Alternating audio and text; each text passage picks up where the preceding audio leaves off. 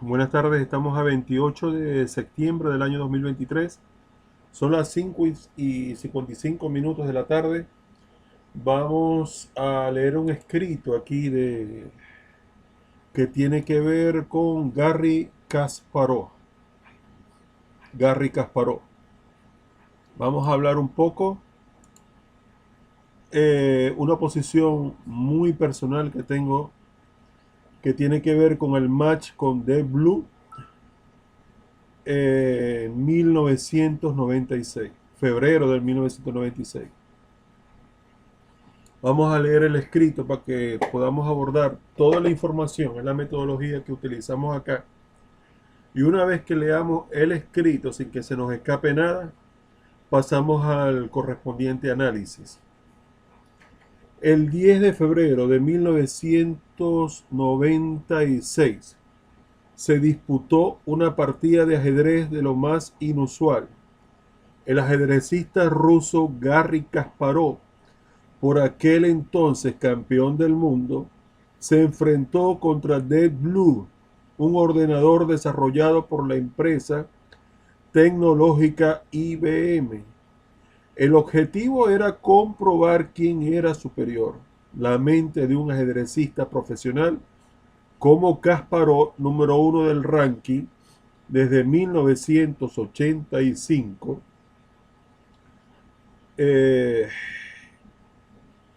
y uno de los primeros prototipos de supercomputadoras que se inventaron en aquella época, en aquel entonces. No era la primera vez que un jugador de ajedrez profesional se enfrentaba a un ordenador. Yo recuerdo partidas de Crane jugando con Fricks.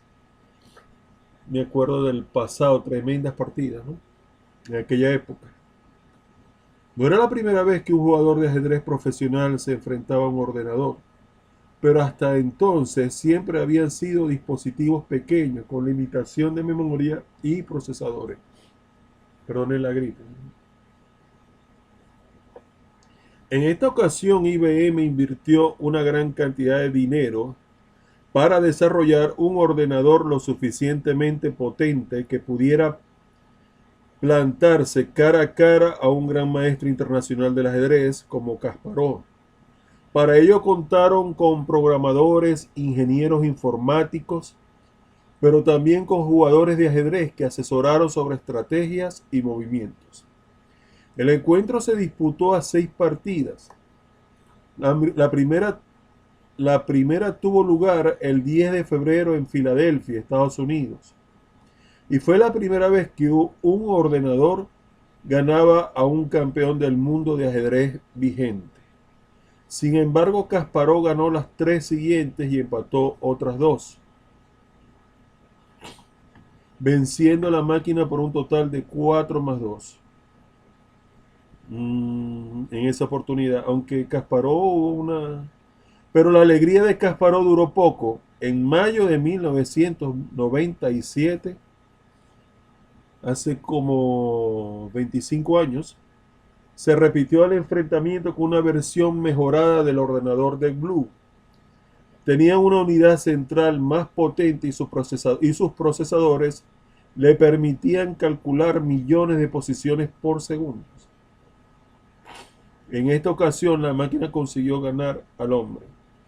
Desde entonces la tecnología informática ha avanzado muchísimo y el procesador de cualquier smartphone supera de largo la capacidad de Deep Blue de aquella época. Leemos aquí un escrito muy interesante: ajedrez en el siglo XXI. En la actualidad los jugadores de ajedrez se entrenan con programas informáticos y memorizan miles de jugadas y partidas que reproducen jugando contra ordenadores. Como consecuencia, muchas de las partidas que se disputan en torneos oficiales terminan en tablas. Cada jugador conoce de antemano los movimientos de su oponente y es difícil que lo sorprendan con una jugada inesperada. Por ese motivo, cada vez están más de moda las partidas de ajedrez rápido o relámpago, porque obligan a los jugadores a actuar con rapidez y son menos predecibles. Esta modalidad resulta más atractiva para los jugadores más jóvenes, como el actual campeón del mundo, el noruego Magnus Carlsen. Por otro lado, Internet y las nuevas tecnologías han revolucionado también la forma de jugar al ajedrez. Los tableros de madera han quedado atrás y cada vez es más frecuente jugar en dispositivos móviles y enfrentarse online con contrincantes a miles de kilómetros. Al mismo tiempo existen centenares de canales de YouTube y perfiles de redes sociales dedicados a estudiar las partidas y estrategias de los mejores jugadores. Series recientes como Gambito de Dama de Netflix también han ayudado a popularizar este deporte, reconocido como tal por el Comité Olímpico Internacional. ¿Quién es el mejor ajedrecista del mundo? El Campeonato Mundial de Ajedrez se considera el torneo más importante de esta disciplina. En la actualidad está organizado por la Federación Internacional de Ajedrez FIDE e incluye diferentes títulos como el Campeonato para Mujeres, el Campeonato Junior y el Senior para mayores de 60 años. También se organizan torneos con las diferentes modalidades del ajedrez: ajedrez clásico, ajedrez rápido, ajedrez relámpago o blitz. En estas dos últimas modalidades, el tiempo de los jugadores para mover piezas es más reducido, lo que añade presión y emoción a las partidas. Desde el 2014, el Campeonato Mundial se celebra cada 2 años. La última edición tuvo lugar para el momento de este escrito, creo que es 2021, ¿no? Es 2021. Pero para la última oportunidad, según este escrito, en el 2018, en Londres, cuando Magnus Carlsen revalidó el título frente al estadounidense Fabiano Caruana. La edición del 2020 ha sido propuesta por el 2021 por culpa de la pandemia del coronavirus. Eso fue en Arabia Saudita. Carlsen derrota a Nepomniachtchi. Luego se retira del título del campeonato del mundo y se enfrentan tanto Nepomniachtchi, ganador del torneo candidato, frente al que le sigue, Diliren. Y el chino logró ceñirse la corona de campeón mundial de ajedrez, en verdad. El link de esta información del año 2021 se los voy a colocar en la descripción de este video para que ustedes lo puedan leer por sí mismos. Más sin embargo, estamos leyendo todo completo para tener una panorámica absoluta, completa, general de lo que vamos a analizar aquí. Carlsen se proclamó campeón mundial en el 2013. O sea, ahora en el 2023 cumplió 10 años como campeón del mundo. Sí, 10 años. Cuando solo tenía 22 años y 11 meses. El más joven campeón del mundo después de Kasparov, quien lo consiguió a los 22 años y 6 meses. O sea, Carlsen le siguió en ese récord del jugador más joven. Es el segundo más joven en obtener el título. Interesante dato. Desde entonces el noruego se ha mantenido imbatible. En el 2014 hizo historia al ganar también el campeón mundial de ajedrez rápido y relámpago. Actualmente en el 2022 repitió esa hazaña, Magnus Carlsen. El primer ajedrecista que conseguía los 3 títulos, la triple corona. Los primeros 3 títulos a la vez, los títulos a la vez. Una gesta que repitió en el 2019 y en el 2022, estimado amigo. Tenemos aquí, él nació en 1990, Magnus Carlsen, 1990, 33 años, ¿no? El ajedrecista noruego se proclamó campeón del mundo a los 22 años, con lo que fue el segundo campeón más joven de la historia, después de Garry Kasparov, y se convirtió en gran maestro a la edad de 13 años. Historia del ajedrez, leo aquí. No existe una teoría única sobre el origen del ajedrez. Uno de los juegos antiguos que más se le parecen es el chaturanga, un juego de guerra que se jugaba en la India hace más de 2000 años.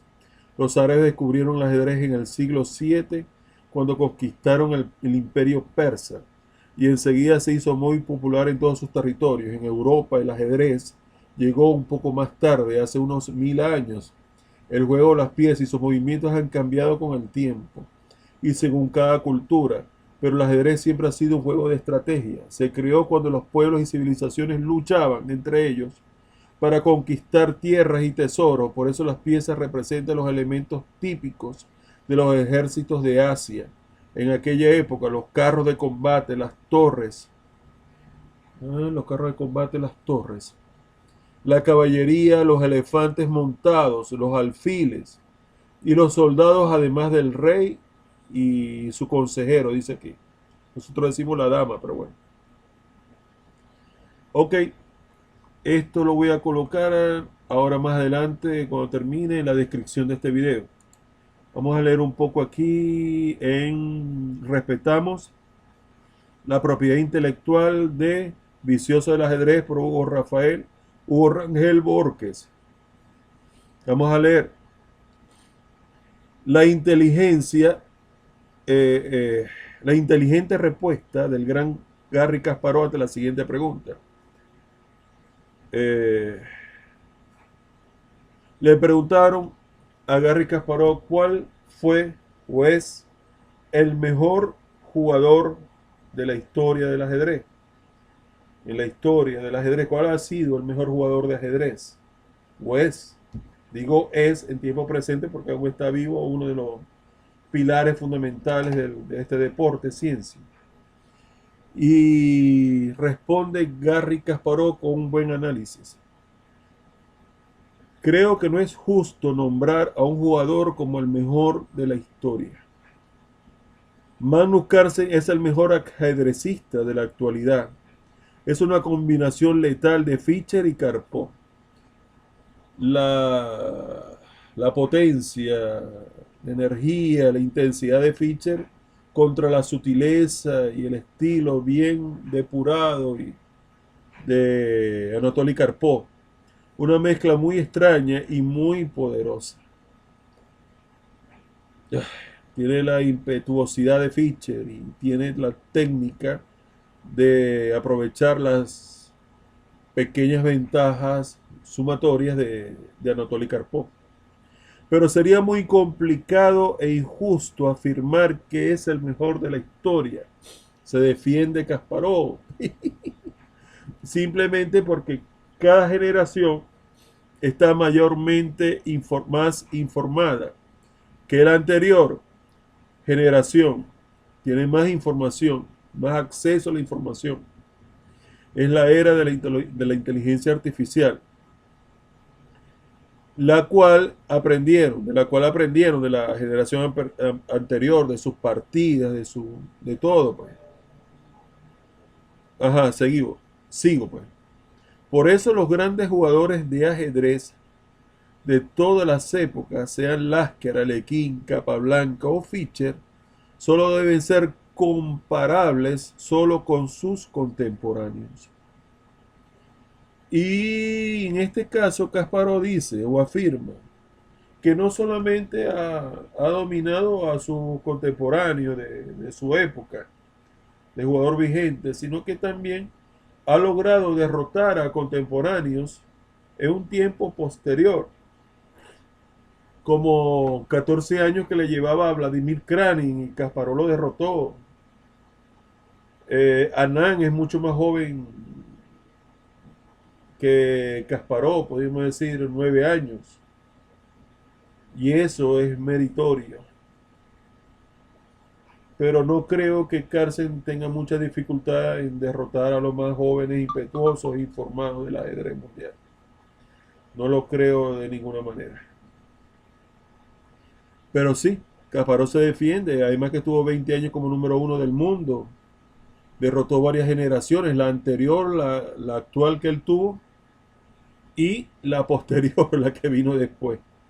Dominó por mucho tiempo la orbe del ajedrez mundial. Ahora, por supuesto, ha mermado sus facultades físicas y mentales. Un hombre que corría los 100 metros un poco más de los 11 segundos. Se mantenía una excelente condición física, nadaba, practicaba tenis, en fin. Carlsen también lo hace hasta cierto punto, practica fútbol, practica deportes. Y Kasparov se defiende en ese sentido. Vamos a reaccionar ahora con estos artículos que les acabo de leer. Vamos a bajar aquí las páginas y me voy a concentrar con todos ustedes. de acuerdo a lo que acabamos de leer. Voy con la primera, que tiene que ver con Deep Blue versus Kasparov. Yo pienso lo siguiente. Kasparov estaba totalmente equivocado. Totalmente equivocado. Aludiendo de que le hicieron trampas. Totalmente equivocado. Y se los voy a explicar por qué. Por qué lo creo así.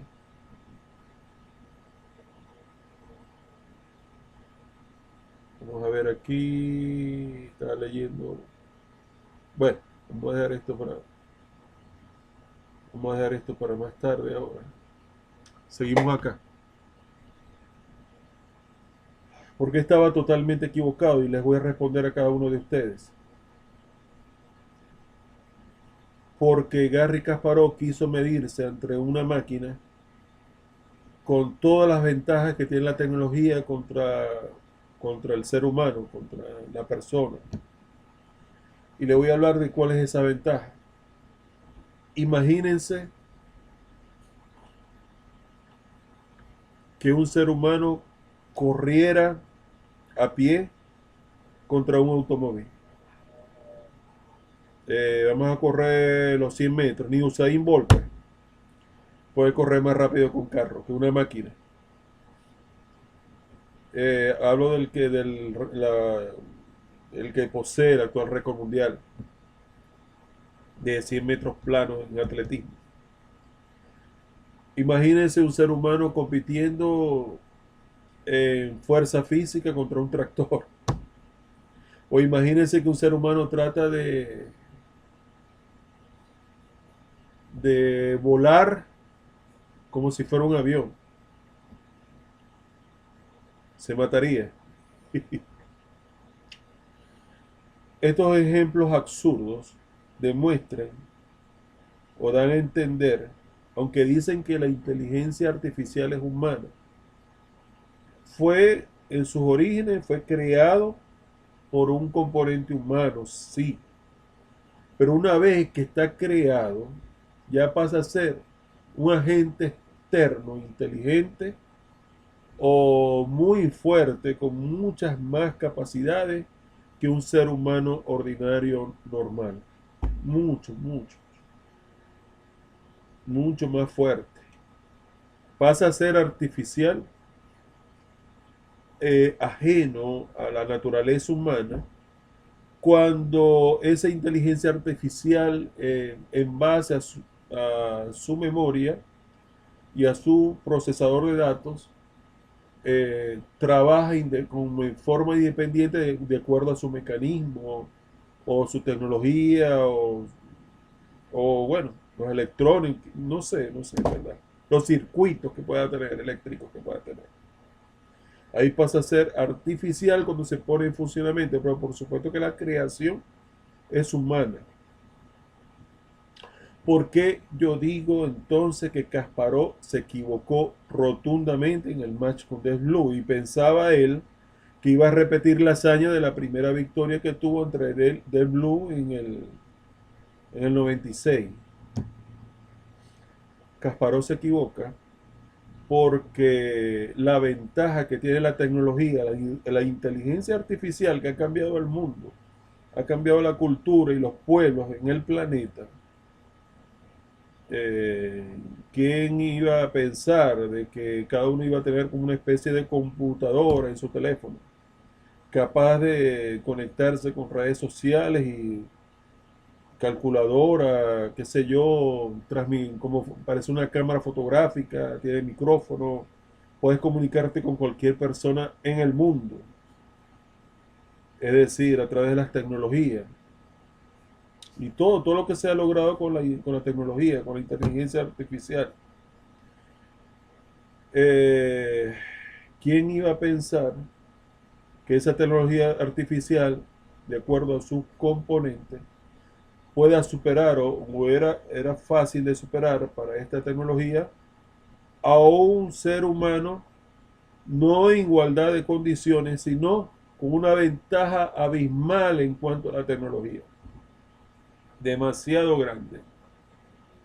Y Kasparov se equivocó rotundamente, se equivocó, estimados amigos, cuando dijo de que una máquina jamás, como son brutas, pudiera derrotar a un ser humano bien entrenado, bien inteligente, bien preparado, el mejor del mundo. Él se equivocó. Y le voy a explicar en dónde se equivocó y el por qué. Ya se los voy a explicar. Tengo que doy mi argumentación y tengo que justificarlo, pues, para que ustedes me puedan entender. Comienzo. Me voy. Kasparov se equivoca porque la computadora te juega como si tuviera alternamente incorporado una base de datos de partidas que se jugaron, que son millones. Y la computadora te reacciona, bueno, no es que reacciona, te funciona de acuerdo con esa base de datos. Me explico. Para buscar disminuir la ventaja tecnológica de los ordenadores, de las computadoras, de los programas ante un ser humano, se necesita necesariamente que la persona pueda jugar con su base de datos actualizada, puede ser de Chess Bay, que lo tenga accesible a través de un monitor, y de esa forma disminuye esa gran cantidad de memoria que tiene la computadora, que se acuerda por la memoria, por los datos que se le han administrado, de millones de partidas por décimas, centésimas de segundo, por decir algo, y sabe en qué momento viene la novedad y en qué momento se castiga la novedad y qué partida, qué apertura tiene línea principal, líneas secundarias, variantes y subvariantes. De acuerdo con la base de datos y con los resultados y todas las partidas que están ahí. Es como si Deep Blue se montara en un carro y Kasparov va corriendo a pie, como los ejemplos absurdos que les estoy diciendo. Entonces, para disminuir la ventaja tecnológica se necesitaba de que Garry Kasparov tuviera una base de datos en su monitor aparte, de tal forma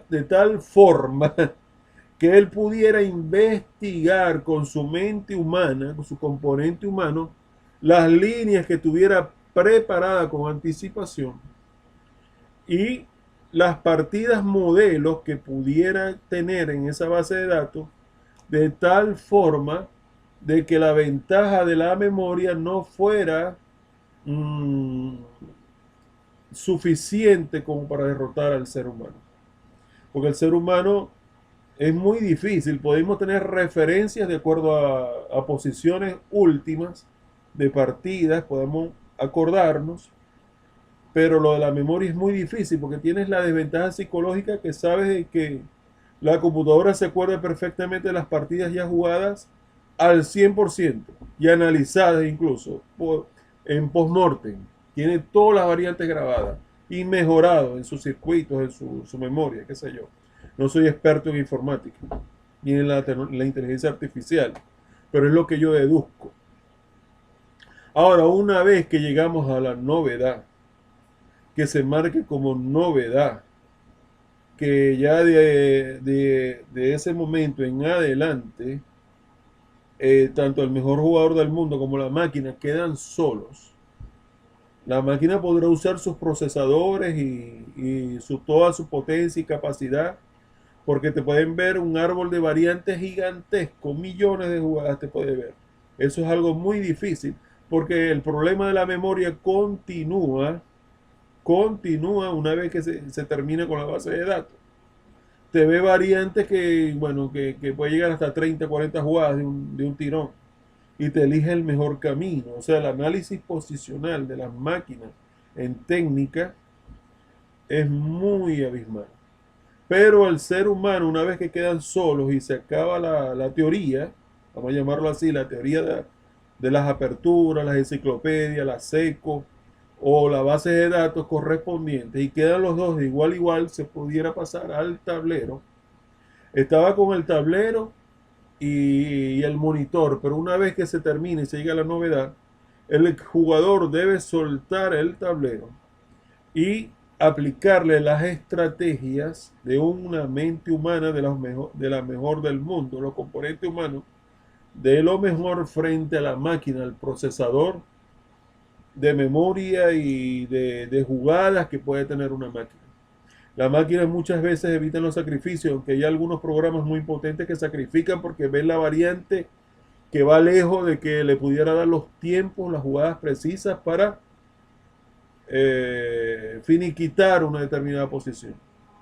Pero el ser humano no podemos subestimarlo tanto, ya que el ser humano puede discriminar una gran cantidad de árboles de variantes que son absurdas y poder concentrarse en lo estratégico, sabiendo que las máquinas muchas veces evitan complicaciones. En lo estratégico, poder más o menos acercarse a esa potencia de las máquinas a nivel artificial, ya que las máquinas no les duele la cabeza, no sienten preocupación, no tienen psicología. Las máquinas no tienen vida.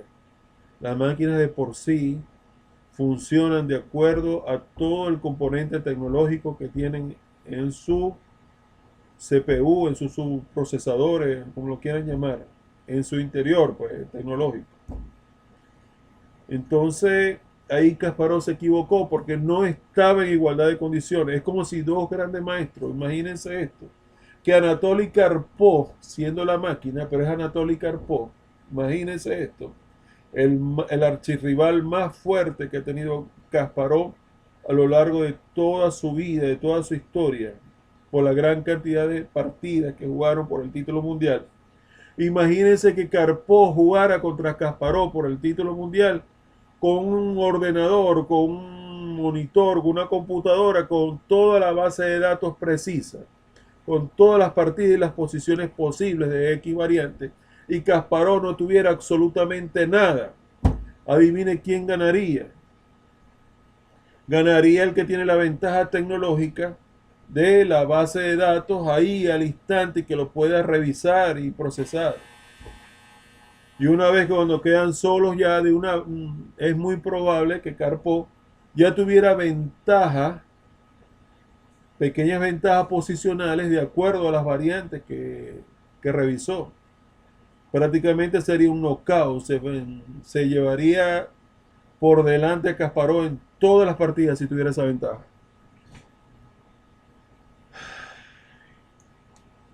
Es como si corriera Kasparov contra Karpov, pero Kasparov lleva pesas en los tobillos y en los brazos, a ver si vas a correr más rápido que Karpov, en los famosos 100 metros que les coloqué como ejemplo. Entonces, ese es el problema. Kasparov aceptó unas condiciones que son muy desfavorables para la mente humana. Pero una vez que hubieran pasado la novedad con una base de datos, Kasparov no es que va a superar a la máquina, no. Ya las máquinas han avanzado tanto, que las máquinas incluso es muy difícil ganarlas. Ahora yo estoy entrando en razón de que aquellos profesionales que entrenan con máquinas también te trabajan con una base de datos. Te juegan con la máquina y van viendo la base de datos. Y se van acordando de las posibles posiciones que arroja la base de datos según la partida. Y de acuerdo, no sé si al momento de jugar o posteriormente, y al momento de que se acaben las novedades quedan los dos solos. Entonces vemos una fuerza muy grande de los jugadores una vez que finaliza la parte de informática, las preparaciones, pudiéramos decir. Esa fue la gran crítica que le hizo Magnus Carlsen al sistema actual, al formato del campeonato mundial y a las partidas clásicas, porque en verdad le pesa que le den problemas jugadores que tienen inferioridad en cuanto a su carrera ajedrecística, en puntaje, FIDE y su historial, pero en verdad se ponen muy duros y son muy peligrosos porque te tienen una preparación importante en la cual el jugador, el mejor del mundo actualmente, que eso sí está sin discusión, Magnus Carlsen, pudiera ser atrapado o sorprendido en una variante que no contaba y posiblemente no lo sueltan una vez que logra la ventaja. El otro jugador no lo sueltan hasta concretar la victoria. Fue el caso de lo que yo expliqué en la tradición de Sinkenfield en Magnus Carlsen contra Hans Niemann, de lo que pasó ahí. Entró en una Ninso India contra Hans Niemann y de pronto Carlsen no se preparó a conciencia para ese enfrentamiento y Niemann logró no solamente sorprenderlo en la forma de jugar, la rapidez, la velocidad con que jugó, sino que en verdad jugó mucho mejor y mereció ese triunfo. Carlsen se cabrió, como dicen los españoles, se molestó mucho y formó un gran escándalo que duró como más de un año, o para casi un año prácticamente. Fue muy lamentable. Le hizo mucho daño a la carrera profesional de Nino, porque se hizo famoso, sí, pero muy en forma negativa.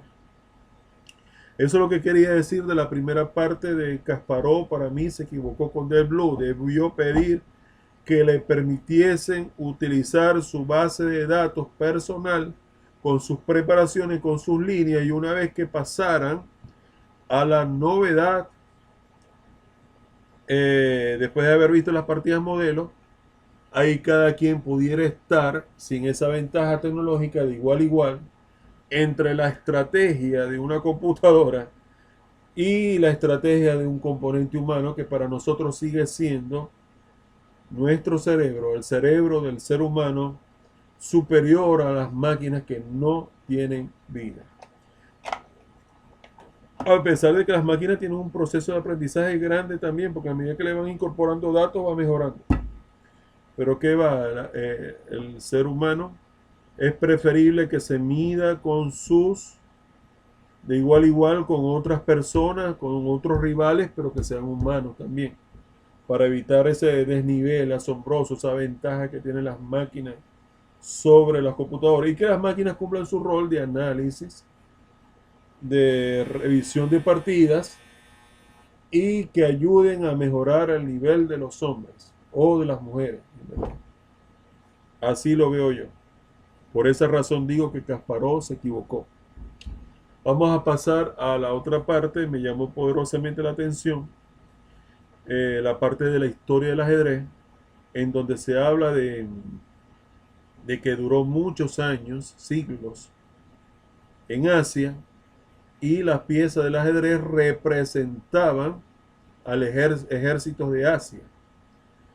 Y los carruajes, los carromatos así de guerra, eran los tanques, las torres, la caballería, los alfiles iban con elefantes. Impresionante, me llamó poderosamente la atención. Un poco de historia del ajedrez. Y ahí, como tercera parte, dado que el tiempo apremia, Kasparov dice de que no se puede comparar jugadores actuales con jugadores extemporáneos. Significa de que es muy injusto jugadores que carecían de toda esa información y de todo ese conocimiento y de toda esa ayuda tecnológica, comparar por ejemplo a un Paul Morphy, a un Harry Pillsbury, comparar al gran Carlos Torres de México, vamos a apoyar nuestra raza, a José Raúl Capablanca, Alexander Alekhine, y criticar sus partidas diciendo, oh, Carlsen es superior a todos estos clásicos. Es el mejor, sin lugar a dudas. Es el mejor, pero no explica la razón de por qué. Tienen el ego muy inflado, igual que Neponiachi, Nakamura, ese grupo de arriba de la élite. que quieren entrar Firuza y otros más. Y el ego demasiado inflado. A Cárcel le preguntaron quién consideraba a él que serían los jugadores que le pueden dar más problemas a nivel de competiciones. Y el hombre, muy respetuoso, poco caballero y delicado y considerado con sus colegas profesionales del ajedrez mundial, solamente dijo esta respuesta.